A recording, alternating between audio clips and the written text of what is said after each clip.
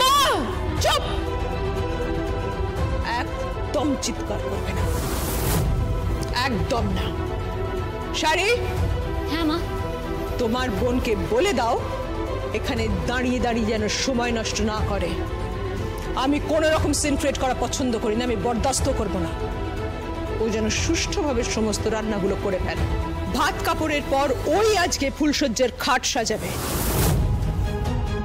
ওই দাঁড়িয়ে থেকে রানীর সিঁদুর দান করাবে।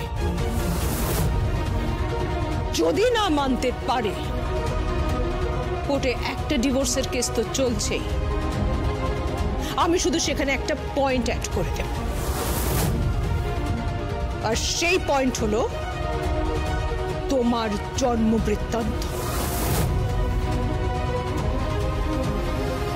তোমার মা, তোমার বাবা, তোমার পরিবারের একটা কুৎসিত দোহাই আপনার। শাড়ি, বুঝিয়ে দাও তোমার বোনকে আমি কি করছি। যা বলেছি যেন হয়ে যায়। চলো পল্লব।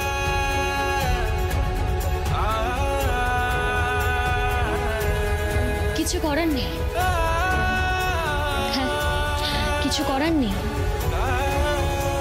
আমি শত প্রশ্ন করেও জানতে পারিনি আমার বাবা আমার মাকে কেন ছেড়ে চলে গেছিল। আমার মা বাবার মধ্যে বিয়ে কবে হয়েছিল, আদৌ হয়েছিল কিনা কিছু বলেনি। হ্যাঁ কিছু বলেনি মা। তারপর যদি তোর ডিভোর্স কেসের সঙ্গে এই কথাগুলো কোর্টে আসে তখন কি হবে? তখন আমাদের পরিবার, আমাদের চরিত্র নিয়ে নানা রকম টানা হেঁচড়া হবে, বুঝতে পারছিস?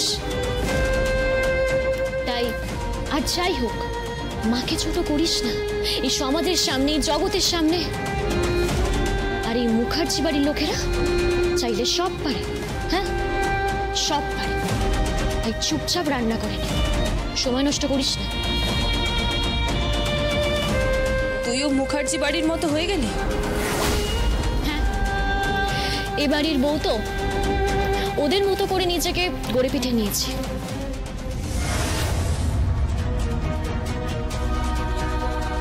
আমি জানি তোমার বাবার নাম কি, শুনবে? শুনবে? তোমার বাবার নাম হলো পতিত পাবন পোদ্দার, জমিন হাটার শাড়ির বাজারের একজন দালাল। পতিত পাবন পোদ্দার? আমার বাবা? এই কথাটা নিয়ে যদি কোর্টে কোনো কেচ্ছা কেলেঙ্কারি হয় তাহলে আমার মা, না না না, মায়ের কোনো অসম্মান আমি হতে দেব না, না হতে দেব না। বৌঠান, তুমি কাঁদছো?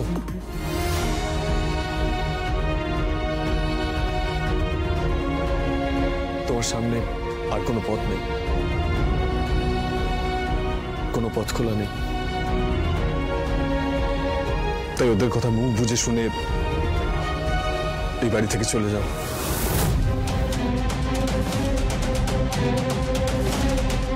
না হলে কোর্টে যে দৃশ্য তৈরি হবে, যে সিন ক্রিয়েট হবে, সেটা তুমি মেনে নিতে পারবে না, আমি জানি।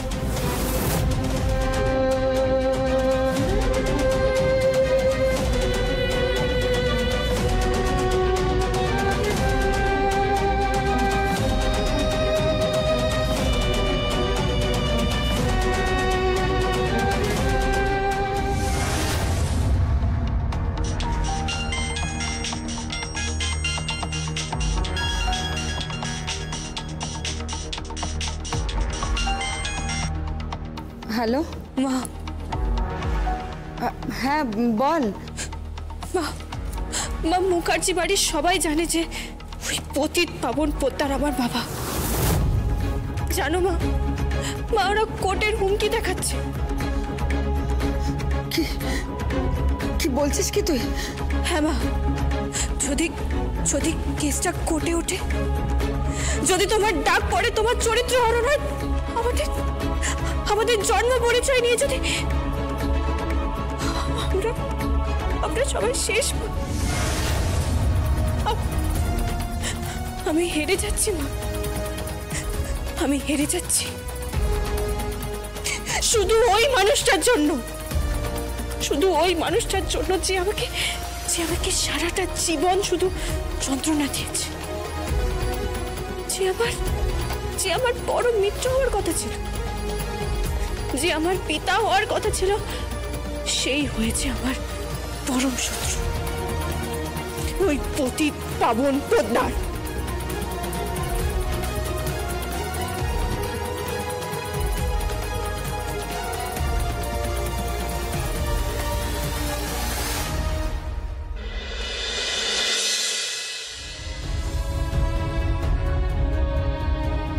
শুধু ওই মানুষটার জন্য, শুধু ওই মানুষটার জন্য যে আমাকে সারাটা জীবন শুধু যন্ত্রণা দিয়েছে, যে আমার বড় মিত্র হওয়ার কথা ছিল, যে আমার পিতা হওয়ার কথা ছিল, সেই হয়েছে আমার পরম শত্রু। কোথায় কোথায় সোলক স্যারের মা কোথায়? কে?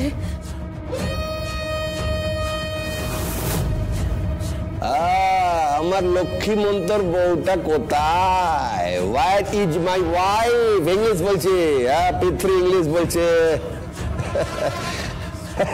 দেখ এসে গেছি রে, এসে গেছি, একদম বাক্স বাটরা বেঁধে চলে এসেছি। এবার তুই একবার বললেই না দৌড়ে চলে যাব। আরে আমার মেয়ে দুটো তো কত বড় লোক, একটা কোটিপতির বাড়িতে বিয়ে হয়েছে।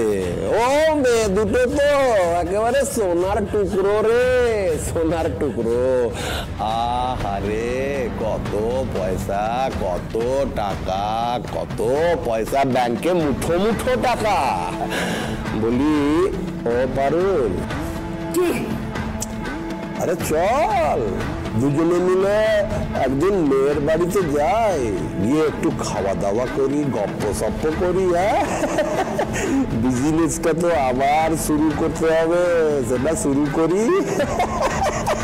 কিরে কথা বলছিস না কেন? কথা বল পারুল, কথা বল। লজ্জা করে না তোমার? হ্যাঁ, তুমি মানুষ না জানোয়ার? জানোয়ার? আমি তো জানোয়ার, আমি এবার মানুষ কবে হলাম রে? আরে মানুষের মধ্যে বহুত লস, খুব লস আছে। লস লস, কোনো প্রফিট নেই, কোনো প্রফিট নেই, শুধু লস আর লস। লস বুঝিস তো? ক্ষতি ক্ষতি, বেশি মানুষগিরি করতে নেই রে। এই যেমন ধর, যেই আমি শুনেছি যে মেয়ে দুটো সুন্দর করে শ্বশুর বাড়িতে গ্যারেজ হয়ে গেছে, আমি দৌড়ে চলে এসেছি, তো বাক্স পাটরা বেঁধে চলে এসেছি।